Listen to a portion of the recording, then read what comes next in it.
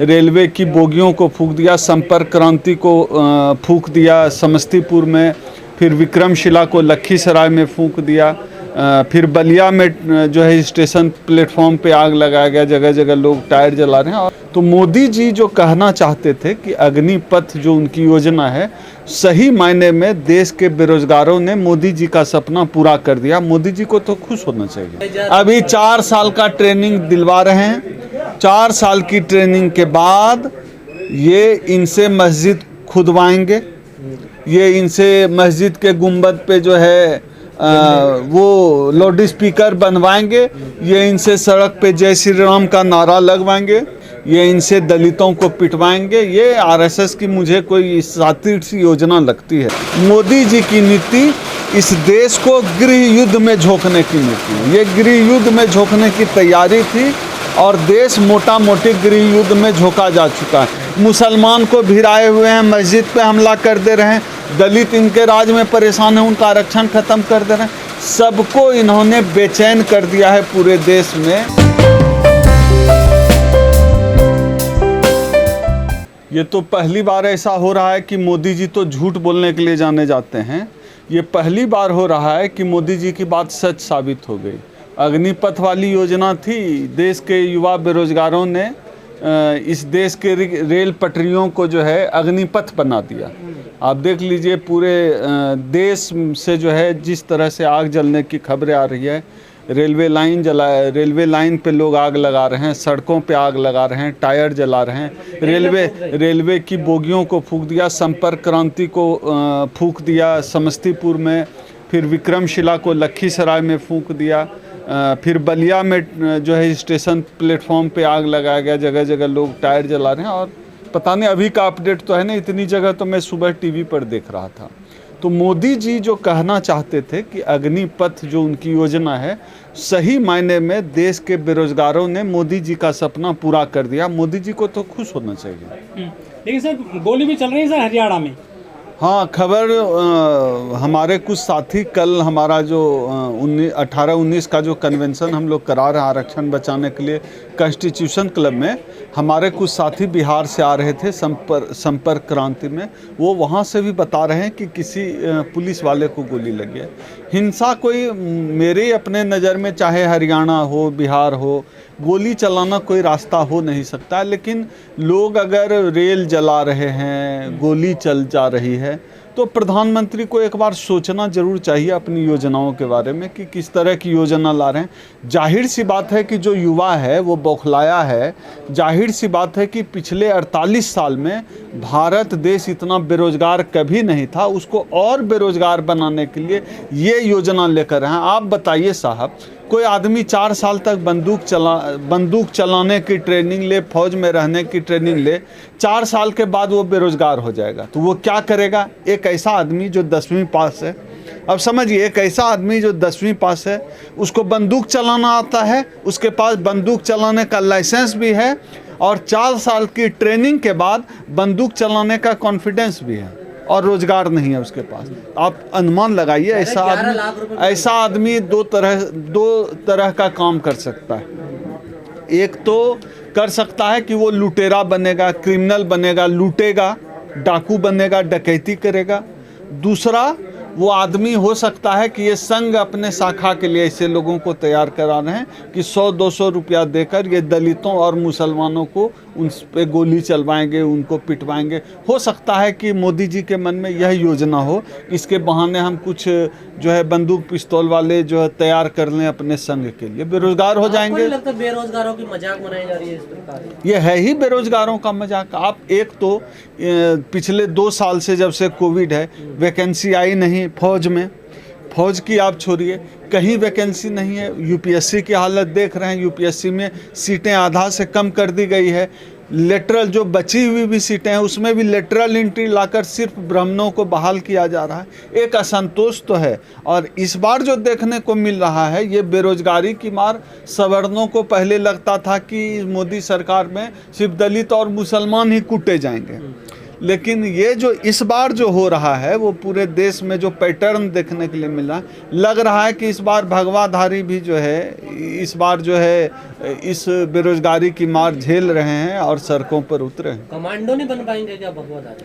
Commando तो training तो दे ही रहे हैं कमांडो वाली ना, फिर उसके बाद अभी 4 साल का ट्रेनिंग दिलवा रहे हैं। 4 साल की ट्रेनिंग के बाद ये इनसे मस्जिद खुदवाएंगे, ये इनसे मस्जिद के गुंबद पे जो है वो लाउड स्पीकर बनवाएंगे, ये इनसे सड़क पे जय श्री राम का नारा लगवाएंगे, ये इनसे दलितों को पिटवाएंगे। ये आरएसएस की मुझे कोई सातिर सी योजना लगती है कि इसके बहाने सरकारी खर्चे पर कुछ संगीत तैयार कर लो। अग्निवीर नाम दिया गया सर, आप कैसी बात कर रहे हो? अग्निवीर मोदी जी तो जो नाम देते हैं वो गैस वाली योजना के लिए कुछ नाम उन्होंने क्या जो गैस वाली योजना दिया है उन्होंने, गैस सिलेंडर जो मुफ्त देने की योजना, उज्ज्वल योजना देख ही लीजिए, लकड़ी पर चूल्हा बनना शुरू हो गया, गैस इतना महंगा हो गया। इनकी योजनाओं के नाम तो यार बड़े शानदार होते हैं, पता नहीं कौन नाम रखता है। अब तो सरकार पीछे हट के 2 साल और बढ़ा दिया, देखिए। नहीं 2 साल और बढ़ा के होता क्या, बना तो वही रहे हैं आप, बना 4 साल की ही नौकरी दे रहे हैं और आप बात कर रहे थे 11 लाख रुपए की।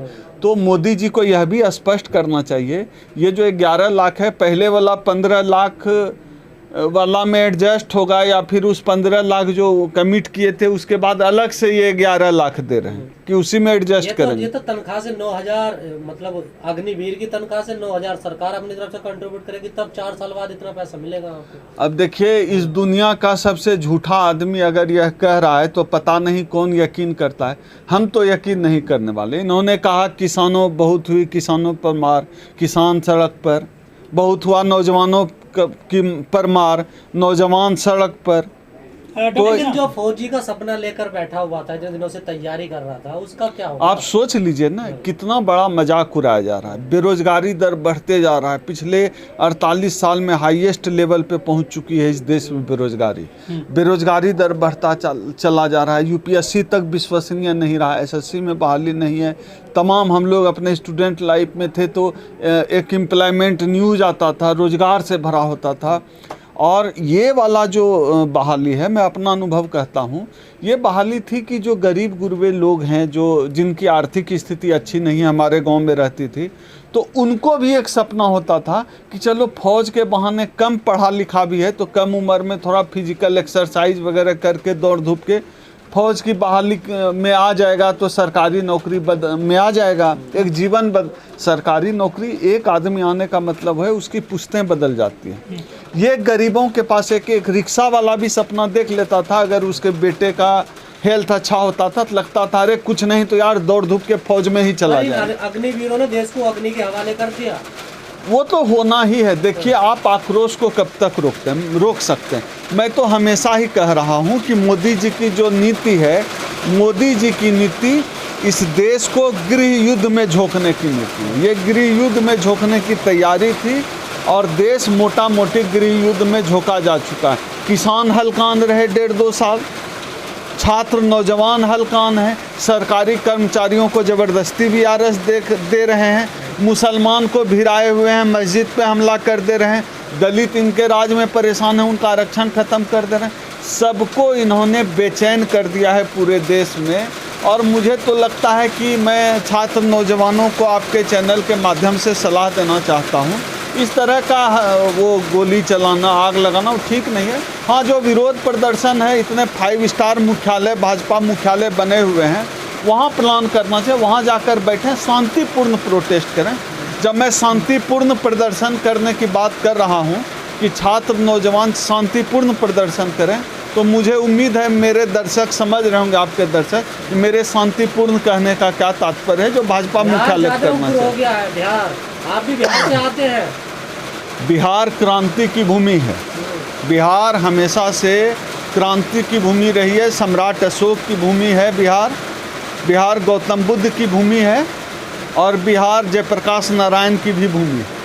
बिहार में हमेशा से क्रांति हुई है, पूरे देश में क्रांति का सूत्रपात आज तक बिहार से हुआ है। इस बार भी यह जो मोदी और योगी का और अमित शाह और मोहन भागवत का जो झोला तमगा है, ये उखाड़ने का काम इस बार बिहार की ही जनता करेगी। बिहार से क्रांति की शुरुआत हो गई है मोदी और भागवत में तो रोक लेना, बैकफुट पे क्यों आते जा रहे हैं। आप देखिएगा तो अभी सबसे दिलचस्प तो मुझे टीवी पर लग रहा था, जब किसान बिल ये लेकर आए थे तो अंजना ओम कश्यप समझा रही थी, वो भूमिहार या ब्राह्मण है, पत्रकार है, समझा रही थी कि जो है और पूरा उसका जो गैंग है जो मनुवादी मीडिया की, ब्राह्मण मीडिया की, ये समझा रहे थे कृषि किसान बिल के फायदे। फिर सरकार बैकफुट पे आ गई तो फंस गए ये लोग। तो अभी भी तो बता अभी बता रहे हैं इसका फ़ायदा। अंजना ओम कश्यप बता रही थी, मैंने फेसबुक पर अपने लिखा भी है। अब सरकार बैकफुट पर आते जा रही है। मुझे तो इनकी चिंता हो रही है कि अब ये कैसे अपना थूका हुआ चाटेंगे मीडिया वाले, क्योंकि यूथ जिस तरह से उग्र हो गया है, इस सरकार को तो पीछे हटना ही पड़ेगा। हम और हमारा संगठन छात्र नौजवानों के आक्रोश के साथ हैं। अगर सरकार इस फैसले से पीछे नहीं हटती है तो हमारा संगठन परिसंघ भी हमारे राष्ट्रीय अध्यक्ष डॉक्टर उदित राज जी के नेतृत्व में इस मुद्दे पर एक बड़ा मुहिम छेड़ेगा। हमारा संगठन एक बड़ा आंदोलन करेगा।